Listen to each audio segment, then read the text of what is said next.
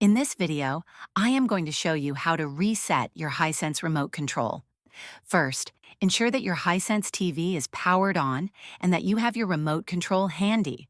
If you're experiencing issues such as unresponsive buttons or connectivity problems, resetting the remote can often resolve these issues. Start by removing the batteries from the remote. This will ensure that the remote is completely powered off.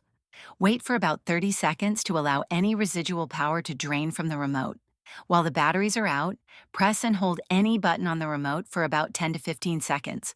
This step helps to reset the remote's internal settings. After holding the button, release it and reinsert the batteries, making sure they are placed in the correct orientation, matching the positive plus and negative minus symbols in the battery compartment.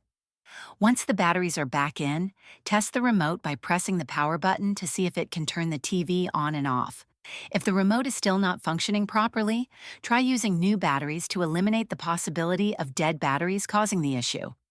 If you're still having trouble, you may need to perform a factory reset on your TV, as the remote could be functioning correctly but having trouble communicating with the TV.